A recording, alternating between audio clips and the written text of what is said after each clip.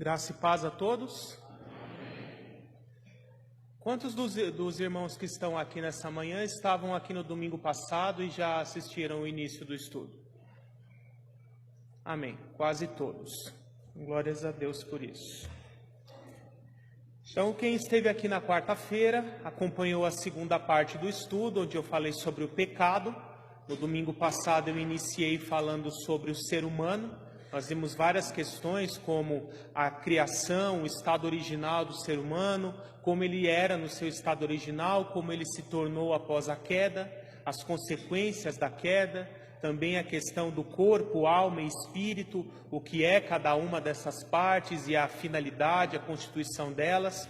Na quarta-feira vimos sobre o pecado, vimos também a origem do pecado, como ele surgiu, a origem do pecado no ser humano, como o ser humano foi contaminado pelo pecado e as consequências dessa contaminação no ser humano. Vimos todas essas questões na quarta-feira. Hoje eu vou começar a falar sobre a salvação. Então, neste domingo e na próxima quarta-feira, nós veremos sempre assuntos relacionados à salvação. E antes, eu preciso contar um pouco da história da igreja no pós-reforma.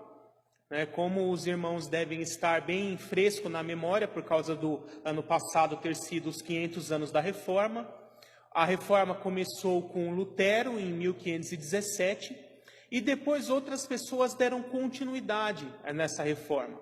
Um desses homens foi chamado Calvino, que viveu ali na região de Genebra a maior parte da sua vida, embora ele tenha sido francês. Ele viajou ali para Genebra por causa da perseguição contra os protestantes ali na França.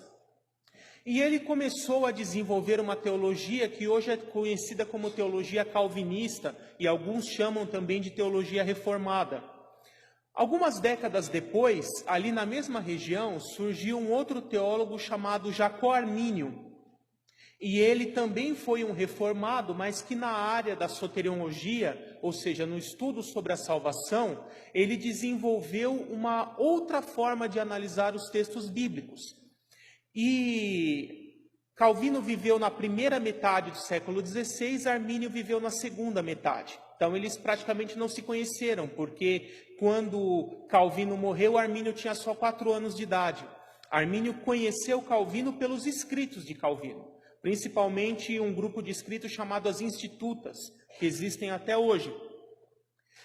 E então, logo depois que Armínio morreu, todos os reformados ali da região, no início do século XVII, eles fizeram um concílio, que foi conhecido na história como Sínodo de Dort, para decidir qual das duas teologias eles iriam abraçar, a teologia de Calvino ou a teologia de Armínio. E no final desse sínodo ficou elaborado 2 sistemas teológicos. Os dois são estruturados em 5 pontos. Por isso eu até chamo essa parte do estudo de os 5 pontos da salvação. E aí eu vou analisar com vocês no decorrer desse estudo de hoje, cada um desses 5 pontos em cada uma dessas 2 vertentes, para nós analisarmos qual dos 2 é o mais bíblico nessa questão.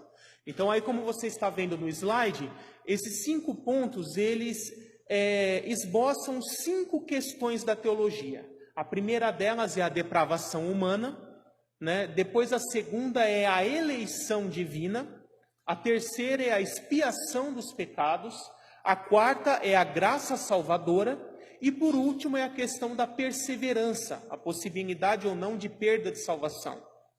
Então, agora nós vamos ver de uma forma mais detalhada cada uma dessas questões. A primeira que nós vamos ver é a questão da depravação humana, depravação total. O calvinista, ele entende a depravação total no sentido intensivo. O que significa isso? De que o ser humano, após a queda, perdeu totalmente a sua comunhão com Deus, o seu relacionamento com Deus, se tornou totalmente incapaz de ouvir a voz de Deus e ter qualquer tipo de contato com Deus ou comunicação. Normalmente o calvinista usa muito o texto de Efésios 2, versos 1 a 5, onde o texto diz: vocês estavam mortos nas transgressões dos seus pecados, até que veio Deus e os deu vida, vocês estando ainda mortos. Então o calvinista costuma muito a dizer assim: morto não tem escolha, morto não tem opção, morto não tem livre-arbítrio. Ele não consegue fazer nada sozinho a menos que Deus o ressuscite primeiro. Mas a questão aqui é: o que é morte para a Bíblia? Porque na Bíblia, morte não é aniquilação, não é uma cessação da existência. Morte na Bíblia é uma separação. É importante que nós entendamos isso. Porque, vamos voltar lá no Éden. Deus falou para Adão: no dia em que comer desse fruto, você morrerá. Ele morreu literalmente no corpo, no dia em que comeu do fruto? Não. Então você pode dizer: a palavra de Deus não se cumpriu? Se cumpriu. Então o que foi essa morte que ocorreu em Adão no momento em que ele pecou? Foi a separação de Deus. Foi a comunhão que foi perdida, o estado de salvação dele foi perdido. Isso é o que a Bíblia chama de morte espiritual. Aquela comunhão original foi perdida, o relacionamento com Deus foi perdido. Isso é a morte espiritual. Mas perceba que mesmo nesse estado de morte espiritual, Adão continuou tendo um certo nível de contato com Deus. A Bíblia diz que quando Deus chegou, Adão ouviu os passos de Deus no jardim. Então ele ainda via Deus, ainda conseguiu falar com Deus, ainda teve um certo nível de relacionamento com Deus, né? E mais à frente, Caim, quando Deus foi falar com ele, né, você pode acompanhar se você tiver com a sua Bíblia em Gênesis 4, 25 e 26, ele diz assim... Gênesis 4, 6 e 7 primeiro. O Senhor disse a Caim: por que você está furioso? Por que se transtornou o seu rosto? Se você fizer o bem, não será aceito, mas se não o fizer, saiba que o pecado ameaça a porta. Ele deseja conquistá-lo, mas cabe a você dominá-lo. Então aqui perceba que o próprio Deus disse que ele tinha uma escolha. Ele tinha a escolha de pecar matando Abel ou não pecar, resistindo a essa influência maligna que ele já tinha e não matar Abel.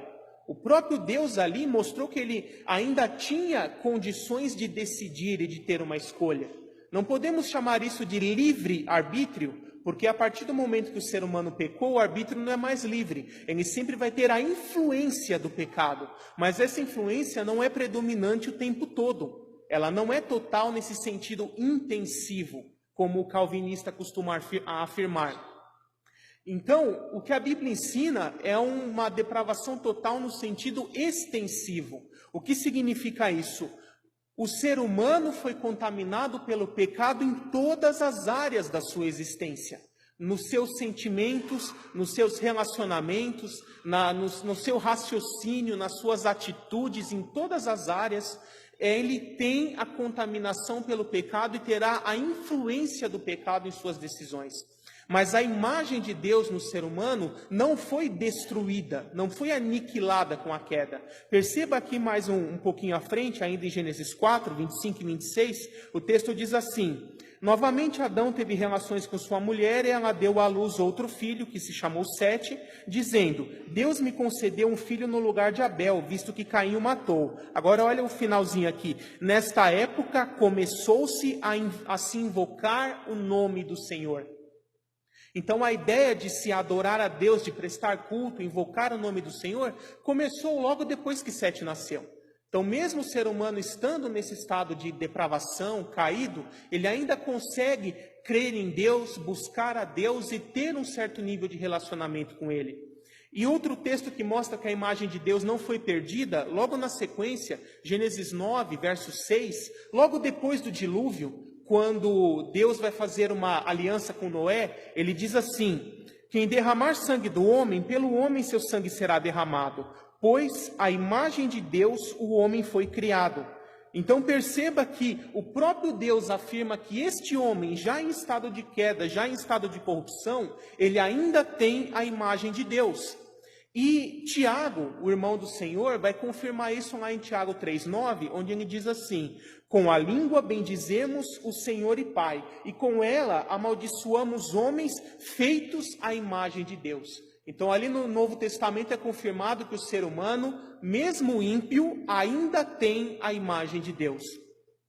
Paulo também confirma isso de forma muito clara em Romanos capítulo 2, versos 14 e 15, quando ele diz assim: de fato, quando os gentios que não têm lei praticam naturalmente o que a lei ordena, tornam-se lei para si mesmos, embora não possuam a lei, pois mostram que as exigências da lei estão gravadas em seu coração. Disso dão testemunho também a sua consciência e os pensamentos deles, ora acusando, ora defendendo. Então perceba que essa lei de Deus no coração do ser humano é a própria imagem de Deus, que embora deformada e mutilada em muitos aspectos, ainda continua existindo no ser humano. Então, o que é a depravação total? Eu gostei muito de uma citação de um teólogo chamado Carlos Maia, em seu livro Depravação Total, onde ele diz assim: depravação total não significa que os seres humanos são tão ruins quanto eles poderiam ser, mas que o pecado atinge cada parte de uma pessoa e que as pessoas agora têm uma natureza pecaminosa, com uma inclinação natural para o pecado. O termo total deve ser usado extensivamente em vez de intensivamente. Depravação total não significa que as pessoas depravadas não podem fazer coisas boas diante de Deus ou do homem, mas simplesmente que estas coisas não podem trazer salvação. Alguns homens podem até praticar caridade e justiça, que os tornem louváveis a alcançarem algum mérito diante da sociedade, mas estes atos não podem de maneira alguma torná-los agradáveis a Deus, de forma a serem aprovados, com sentido de salvos, por meio deles. Depravação total também não significa que os seres humanos não têm consciência que lhe permita distinguir em certa medida entre o bem e o mal, mas que a consciência tem sido afetada pela queda, de modo que não podem ser um guia seguro e confiável. Depravação total também não implica que as pessoas se entregam a toda forma de pecado ou a qualquer pecado na maior medida possível, mas que todas as suas ações são afetadas pelo pecado em sua motivação e propósito. E essa é uma definição muito clara do que é a depravação total. Depravação total é a corrupção da natureza humana que quebrou o nosso relacionamento com Deus, que rompeu esse relacionamento. Ela torna impossível que qualquer ser humano se salve por meio de boas obras, por meio de mérito pessoal. Por isso que a salvação é exclusivamente pela fé, recebida por meio da graça, e não por qualquer mérito. É muito importante que nós entendamos o que é a depravação total e as suas consequências. Agora vamos ver o próximo ponto, o ponto da eleição divina, também conhecido como predestinação.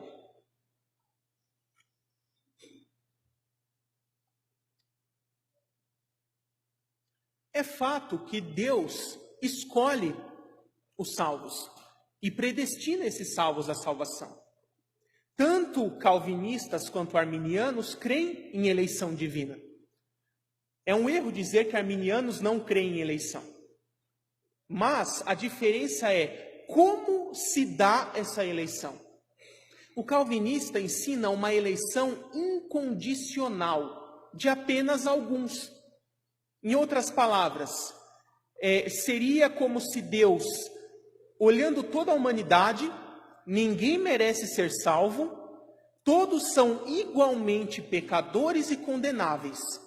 E então Deus, de forma aleatória, decide escolher alguns para a salvação e deixar o resto para sofrer a condenação.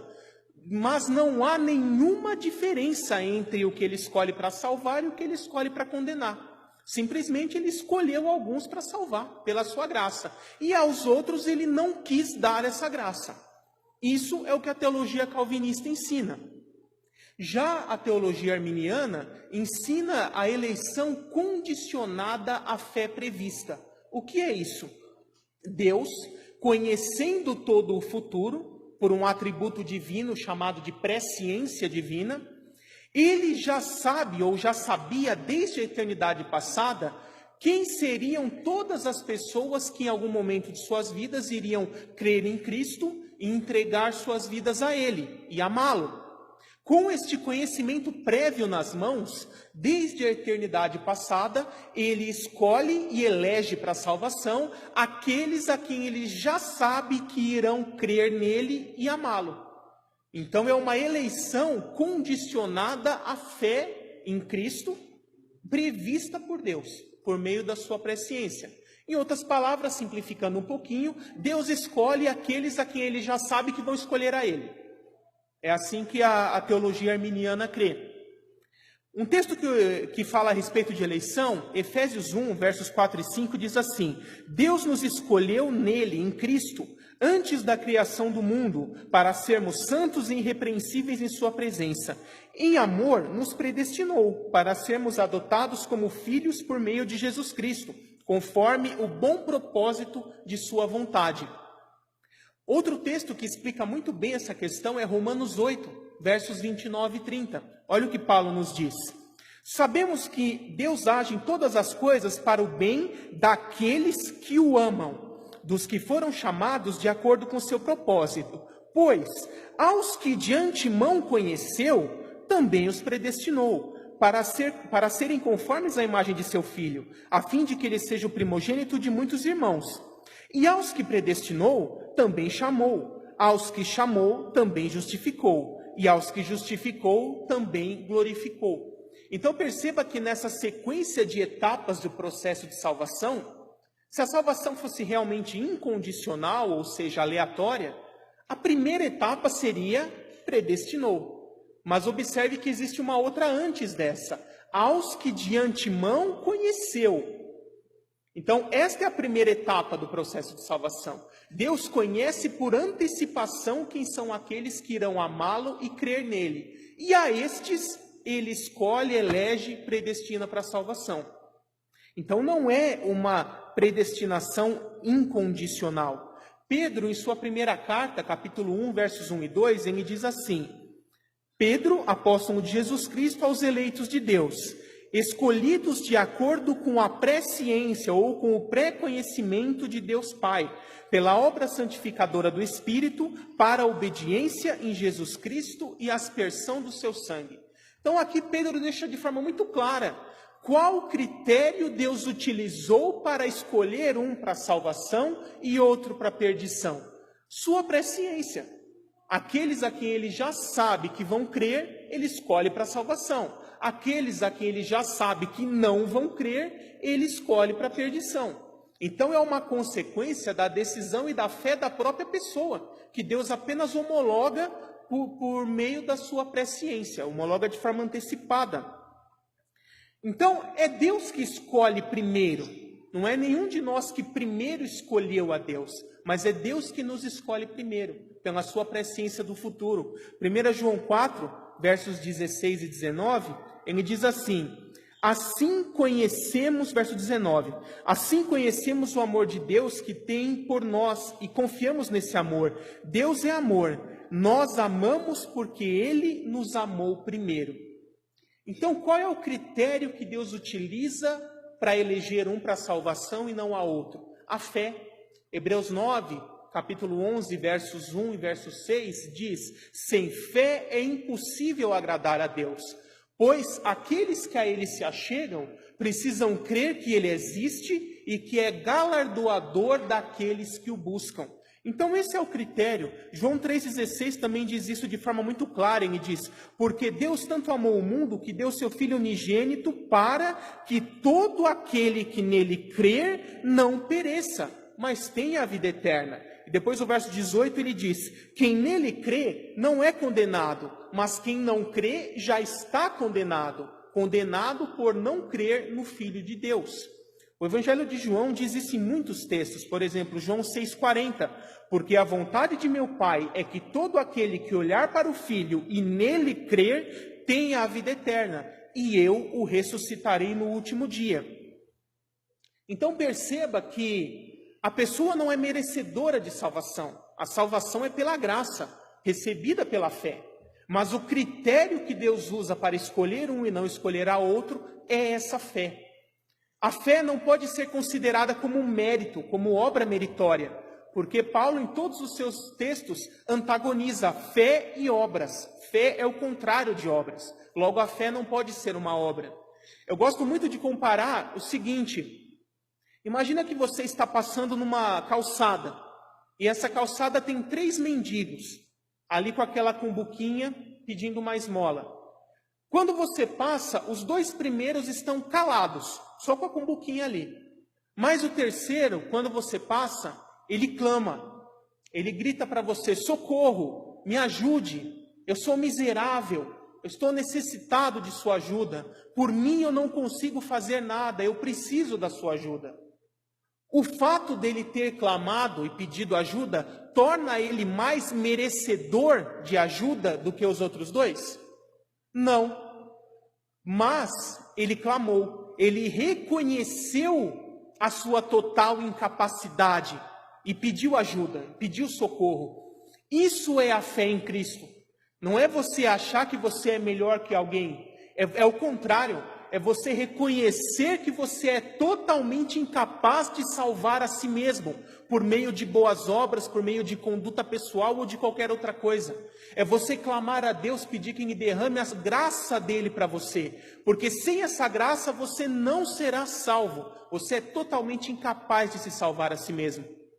Então, aqueles que reconhecem essa miséria pessoal, essa total incapacidade de salvar a si mesmo e depositam toda a sua fé em Cristo, isso não é uma obra, isso não é mérito, mas é o critério que Deus utiliza para escolher aquela pessoa para a salvação e derramar a sua graça sobre ele. Por isso, Efésios 2, 8 e 9 diz assim: pois vocês são salvos pela graça por meio da fé. Isto não vem de vocês, é dom de Deus, não por obras para que ninguém se glorie. Esse é um texto também que os calvinistas costumam sempre interpretar errado. Porque quando ele pega aqui, isto não vem de vocês, é dom de Deus, o calvinista vai afirmar que tanto a fé quanto a graça são dons de Deus. Só que, perceba aqui na gramática, fé e graça são 2 artigos femininos. E no grego é exatamente a mesma coisa. Já aqui, isto é indefinido. Então, se fosse só a fé ou só a graça, teria que estar escrito: esta não vem de vós. Se fosse fé e graça juntos, estariam escritos: estas não vêm de vós. Mas não está escrito nem esta, nem estas. Está escrito isto. Então, este isto não se refere nem à fé nem à graça, mas todo o processo salvífico, ao plano de salvação. Este processo no qual Deus determinou que irá salvar todo aquele que crê em Cristo. Este não vem de vós. Este é um dom de Deus. Por isso que a salvação é um presente, é um dom gratuito. Mas a fé é uma resposta humana à capacitação pela graça. Quando eu abordar o quarto ponto, que é o que fala da graça, eu vou explicar um pouquinho melhor essa questão.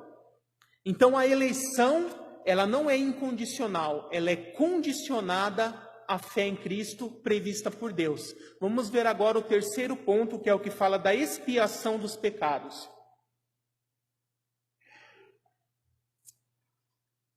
A questão da expiação é bastante simples. Você acha que Cristo morreu por todos ou que Ele morreu só por alguns? O calvinista diz que morreu só por alguns. O arminiano diz que morreu por todos. Por que o calvinista diz que morreu só por alguns? Porque se Deus aleatoriamente escolhe só alguns para a salvação e deixa o resto para sofrer a condenação, para que morrer por todos? Só faz sentido morrer por aqueles a quem Ele escolheu. Aqueles que Ele não escolheu vão se perder de qualquer jeito. Para que Cristo teria que morrer por eles? Essa é a lógica do calvinista. Mas o arminiano entende que Cristo morreu por todos. Então vamos ver alguns textos que falam sobre isso. Isaías 53, versos 6 e 12, diz assim: todos nós, tal qual ovelhas, nos desviamos, cada um de nós se voltou para o seu próprio caminho. E o Senhor fez cair sobre ele a iniquidade de todos nós. pois ele levou o pecado de muitos e pelos transgressores intercedeu. Agora Romanos 5, 18 e 19. Assim como uma só transgressão resultou em condenação para todos os homens, que foi o pecado de Adão, assim também um só ato de justiça resultou em justificação que traz a vida para todos os homens. Logo, assim como por meio da desobediência de um só homem muitos foram feitos pecadores, assim também por meio da obediência de um único homem muitos foram feitos justos. Então, o pecado de Adão afetou a todos ou afetou só alguns? A todos. Então, a expiação do sacrifício de Cristo, para ser proporcional, igualmente tem que afetar a todos também. João 1, 29, João Batista disse isso. No dia seguinte, João viu Jesus e, aproximando-se, disse: Vejam, é o Cordeiro de Deus que tira o pecado do mundo. João 3,16, que eu já li também. Deus amou o mundo de tal maneira. 2 Coríntios 5, 14 e 19. Pois o amor de Cristo nos constrange, porque estamos convencidos de que um morreu por todos, logo todos morreram. Ou seja, que Deus em Cristo estava reconciliando consigo o mundo, não levando em conta os pecados dos homens, e nos confiou a mensagem da reconciliação. João 1, versos 9 e 10.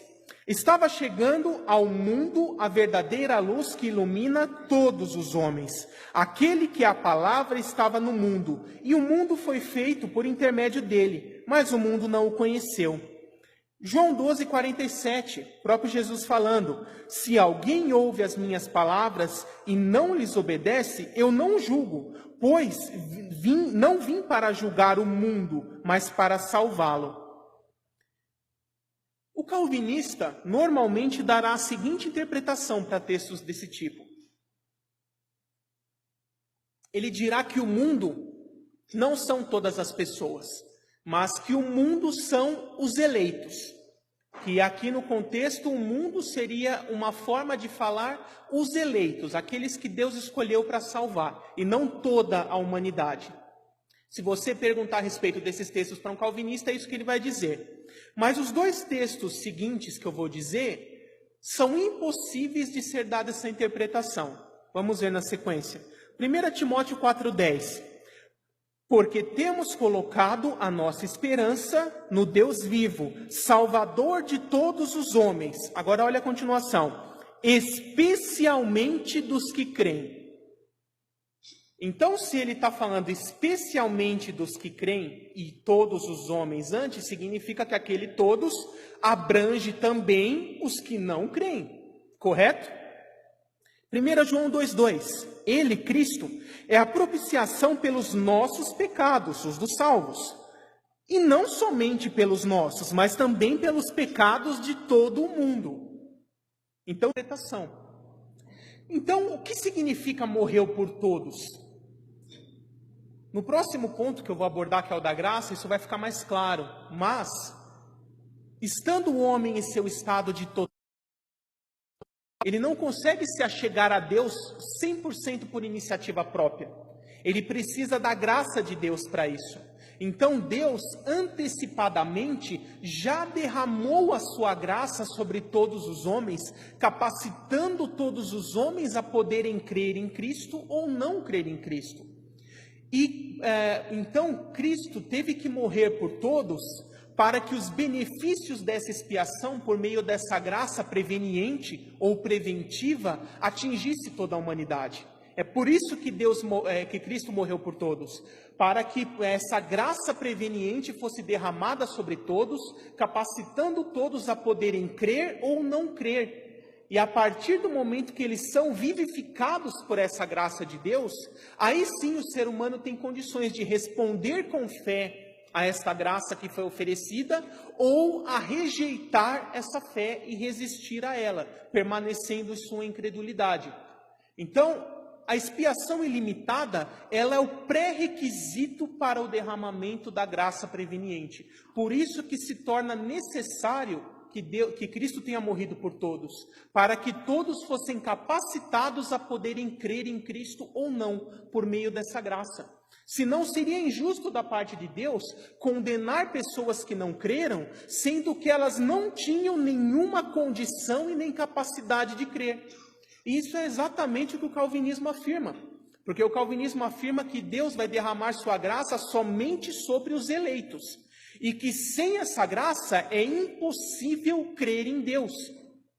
Então, Deus está condenando pessoas por não crer, sendo que Ele próprio não quis derramar essa graça, capacitando eles a poderem crer. E Ele já sabe que sem essa graça, para eles será impossível crer.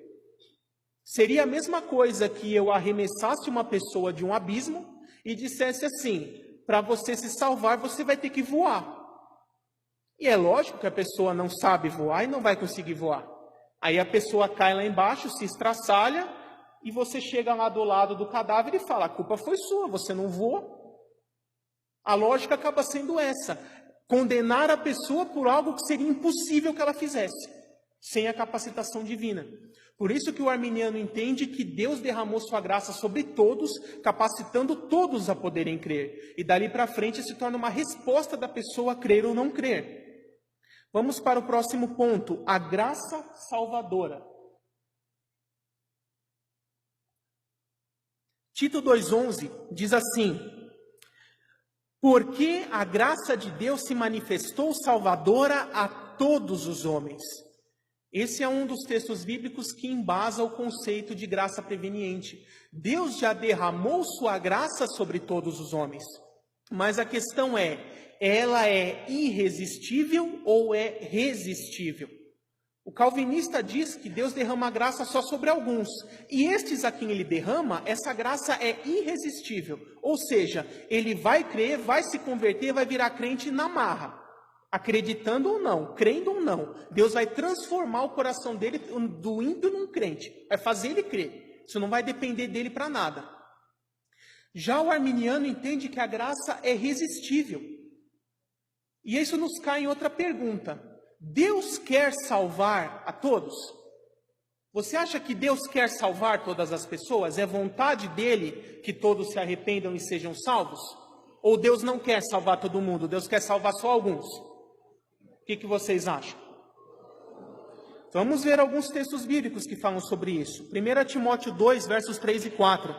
Isso é bom e agradável perante Deus, nosso Salvador, que deseja que todos os homens sejam salvos e cheguem ao conhecimento da verdade. João 12, 33, Cristo falando: mas quando eu for levantado da terra, atrairei todos a mim. 2 Pedro 3, 9. O Senhor não demora em cumprir sua promessa, como julgam alguns. Ao contrário, Ele é paciente com vocês, não querendo que ninguém pereça, mas que todos cheguem ao arrependimento. Então, se Deus quer que todos sejam salvos, mas efetivamente nem todos serão salvos, isso nos leva a uma conclusão de que a graça oferecida por Deus, ela não é irresistível. Porque se fosse, Deus quer salvar todos, Ele derramaria uma graça irresistível sobre todos, todos se converteriam. Isso seria a conclusão lógica. Então, a única coisa que justifica Deus querer salvar a todos, mas nem todos serem salvos, é se essa graça for resistível. E olha aqui, a forma como Deus atrai, não é de forma irresistível, mas é uma forma persuasiva. Até sedutora, eu posso dizer, nesse aspecto. Jeremias 31, 3 diz assim: o Senhor lhe apareceu no passado dizendo: eu o amei e com amor eterno, leal, lhe atraí. Oséias 2,14: agora vou atraí-la, vou levá-la para o deserto e falar-lhe com carinho. Então, essa palavra atrair é a mesma que é usada quando vai ser falado a respeito da graça. Será que o ser humano consegue resistir à graça de Deus? Olha o que está lá em Gênesis 6,3, logo antes do dilúvio. Então disse o Senhor: por causa da perversidade do homem, meu espírito não contenderá com ele para sempre. Ali antes do dilúvio, o Espírito Santo já estava contendendo com os homens, tentando convencer eles, como diz lá João 14, convencer do pecado, da justiça e do juízo. Mas tem alguns textos que são mais enfáticos. Olha o que o próprio Jesus disse em Mateus 23, versos 37. Ele diz assim: Jerusalém, Jerusalém, você que mata os profetas e apedreja os que lhes são enviados, quantas vezes eu quis reunir os seus filhos, como a galinha reúne os pintinhos debaixo de suas asas, mas vocês não quiseram. Olha a força desse texto, o próprio Deus na pessoa de Cristo dizendo: eu quis salvar vocês, mas vocês não quiseram crer. Esse é um dos textos que comprova que a graça é irresistível, é resistível. Eu poderia também citar, por exemplo, Lucas 7,30, que diz assim: mas os fariseus e os peritos da lei rejeitaram o propósito de Deus para eles, não sendo batizados por João. João 5, 39 e 40, Jesus dizendo: vocês estudam cuidadosamente as Escrituras, porque pensam que nelas vocês têm a vida eterna, e são essas mesmas Escrituras que testemunham ao meu respeito. Contudo, vocês não querem vir a mim para ter vida. E por último, Atos 7, verso 51, a pregação de Filipe, ele diz assim: povo rebelde, obstinado de coração e de ouvidos, vocês são iguais aos seus antepassados, sempre resistem ao Espírito Santo. Então, a partir desse texto, vocês entendem que a graça que Deus oferece, ela pode ser resistida ou não pode ser resistida? Logo, nós cremos que Deus oferece sua graça de salvação a todos, mas que o ser humano tem condições de resistir a essa graça. Então, recapitulando os 4 primeiros pontos. Depravação total. O que significa isso? O ser humano é incapaz de salvar a si mesmo por obras, por mérito pessoal de qualquer tipo ou espécie. Ele é totalmente carente da graça de Deus para poder crer em Deus, crer em Cristo e ser salvo. Ninguém salva a si mesmo. A pessoa é Deus que salva, mas o critério, o pré-requisito que Deus utiliza para crer é a fé prevista. E isso já cai no segundo ponto, o ponto da eleição divina. Deus escolhe uns para a salvação e outros para a perdição. Mas qual é o critério que Deus utiliza nessa escolha? É a fé que a pessoa manifestará em Cristo ou não. Ele escolhe todos os que haverão de crer e não escolhe aqueles que não crerão. Terceiro ponto, a expiação. Cristo morreu por todos, para que a graça de Deus fosse derramada sobre todos, capacitando todos os seres humanos a poderem crer, mesmo nesse estado de total depravação. Esta é a consequência direta do sacrifício de Cristo para todos os homens. E aqueles que recebem essa graça, que é o quarto ponto, a graça é irresistível, está disponível a todos, mas é irresistível. Porém, aqueles que não resistem a essa graça, se entregam a ela, creem em Cristo, entregam sua vida a Ele, os benefícios da expiação de Cristo são completados, são efetivados na vida dessa pessoa e ela é salva, regenerada, experimenta um novo nascimento em Cristo, se torna uma nova criatura, se torna filho de Deus, cidadão da pátria celeste, com uma nova nacionalidade, uma nova filiação, uma nova natureza em Cristo. E o último ponto é a questão da perseverança. Aqueles que foram verdadeiramente salvos em Cristo, que entregaram suas vidas a Cristo, foram regenerados, nasceram de novo, se tornaram morada do Espírito Santo, é possível que eles percam a salvação? Que eles abandonem totalmente os caminhos do Senhor, se apostatem, voltem a ser como ímpios e percam essa salvação? Os 4 pontos que eu falei até agora estão todos no capítulo 13 do livro, mas o capítulo 14, que é o último, eu dediquei somente a essa questão, a perseverança dos santos, a perda de salvação. É possível a perda de salvação de um verdadeiro eleito, de um verdadeiro salvo? Nós, como batistas, entendemos que não. Então, o arminianismo dos batistas é um pouco diferente do arminianismo dos pentecostais, por exemplo. Os pentecostais creem que um verdadeiro salvo pode perder salvação a qualquer momento, por qualquer pecado, e depois, quando se arrepende daquele pecado, ele volta a ser salvo. E aí ele fica nesse ping-pong. Hoje estou salvo, amanhã não estou salvo. Aí eu pequei, perdi a salvação, eu me arrependi e eu estou salvo de novo. Então, chega ao cúmulo de dizer que se a pessoa viveu a vida inteira servindo a Cristo e no último minuto de vida ela comete um pecado e não deu tempo de pedir perdão, ela se perde. Essa é a teologia que o pentecostal defende. Já nós, como batistas, entendemos o efeito da regeneração. A regeneração é um novo nascimento. Ela transforma a natureza da pessoa, ela transforma a vontade. Ela muda o ser humano, muda a vontade dele.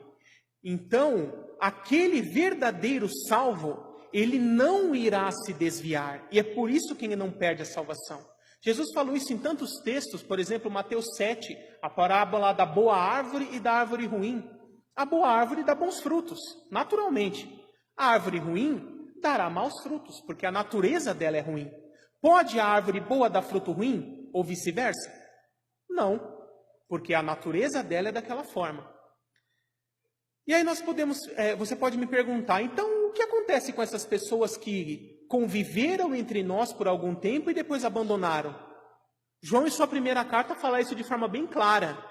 Saíram do nosso meio porque nunca foram dos nossos.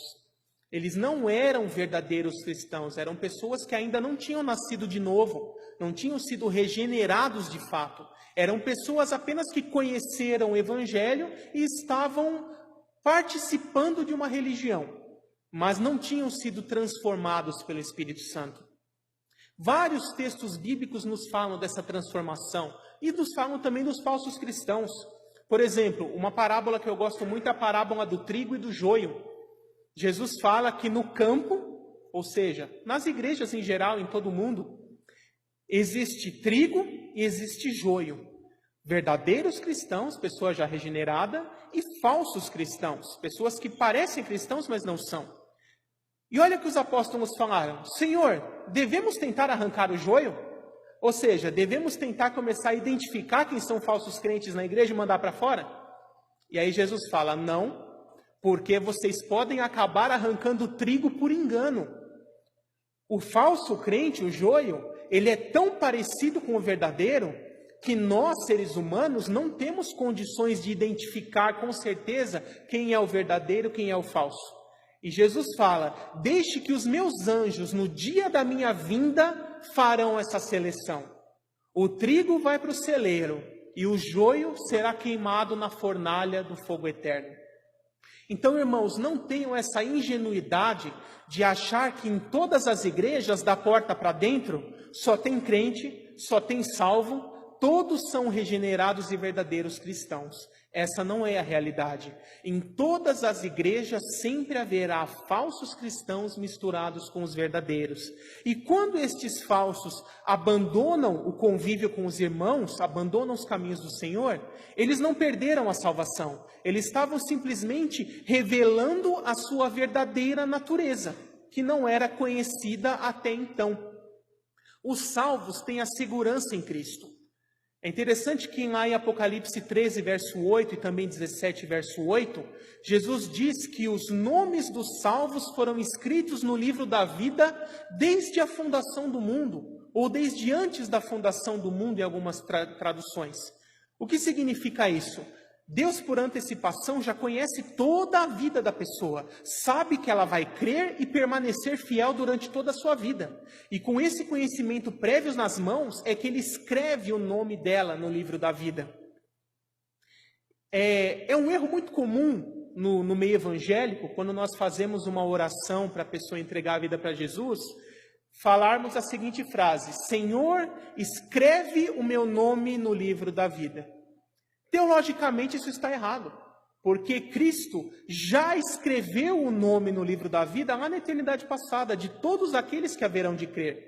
Então, se Deus pudesse falar com você naquela hora, ele diria assim: meu filho, eu não vou escrever agora, eu já escrevi lá na eternidade, porque eu já sabia que hoje, neste exato momento, você iria crer e entregar sua vida a Cristo. E esta é a realidade. Deus já sabe quem são todos os que vão crer e permanecer fiéis até o fim de suas vidas. E estes ele elegeu para a salvação. E é por isso que um eleito não perde salvação. Porque pela transformação, pela regeneração e pela presença do Espírito Santo na vida do crente, Deus o sustentará, preservando ele na fé para que ele não caia. O verdadeiro cristão se comporta como cristão. Se existe alguém no meio de uma igreja que não se comporta como um cristão verdadeiro, isso é um forte indício de que, na verdade, ele ainda não é salvo, ele ainda não foi regenerado e ainda não nasceu de novo. Tá? Isso aí que eu expliquei um pouquinho sobre o quinto ponto. E na quarta-feira agora que vem, pode passar o próximo slide? Na próxima quarta-feira, eu vou falar sobre algumas questões, por exemplo, os decretos divinos, quais são... Põe no último slide, por favor. Os decretos divinos, né? Quais são os decretos que Deus fez? Tudo isso aí que está passando é o que eu vou passar na próxima quarta, tá? Por isso que eu pedi para ir direto para o último. Vou falar um pouquinho mais sobre a presciência divina, se Deus quer salvar a todos ou não. Vou falar também sobre o que vem primeiro, a justificação ou a fé? A pessoa primeiro crê para depois ser salva ou crê porque já foi salva? Existe uma diferença de entendimento entre calvinistas e arminianos nesse ponto também. Pode passar mais? Vou falar também quem participa do processo de salvação? Deus faz tudo sozinho ou o ser humano tem uma participação nesse processo? É o que eu vou falar também na próxima quarta. Pode passar mais um. Mais um também. Então eu vou continuar aqui com vocês ali na parte perto da cantina. Os livros continuam disponíveis. Então aqui tem o meu primeiro livro, Manual Prático de Escatologia, onde eu falo sobre o fim dos tempos. O segundo livro, Entenda a Trindade, Pai, Filho e Espírito Santo, onde eu abordo todas as questões relacionadas a cada uma das três pessoas da Trindade. E o livro que está sendo a base para esses estudos, Homem, Pecado e Salvação, onde eu explico tudo a respeito do ser humano, do pecado e da salvação em Cristo. Estarei ali à disposição de vocês para a venda de livros, tirar dúvidas, enfim, o que for preciso. Mais uma vez eu agradeço muito pela oportunidade e que Deus abençoe a todos vocês.